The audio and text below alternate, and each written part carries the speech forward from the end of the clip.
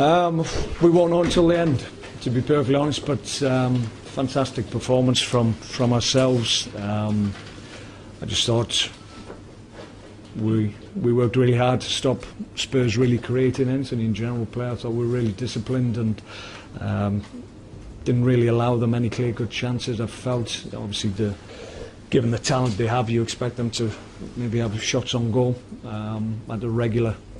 on a regular occurrence, but that didn't happen, and I just felt we looked strong and determined and powerful, and we broke very, very quickly and well, and obviously a great goal from Adel.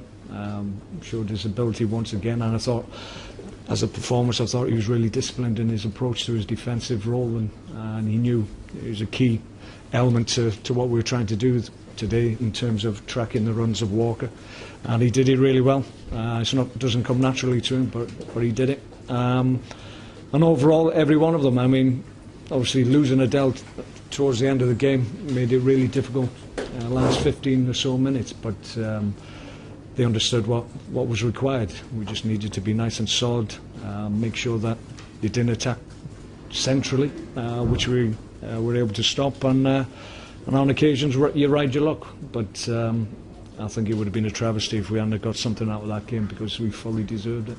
What did you make of that red card? I've not seen her again. I mean, it's disappointing because we've had too many this year, but I'm not going to dwell on that. I'm more pleased with the performance and the 3 points, obviously. Other people can make a judgment on whether or not it was a little bit harsh, or whether or not he could have been given the benefit of the doubt, but I'm not going to let that cloud what's been a great evening for us, really. Right, did the referee forget that he put Adel or something? Quite possibly. Unfortunately, you can't ask him that, can you? So, no, maybe. I don't know, man. I've not spoke to him, so I don't know. That might be the reason that he did it, I don't know. Is that enough? Saturday night we could all go, you know. With Wigan losing, Villa down there, it's suddenly opened up even more now. Do you think it's going to go right to the wire?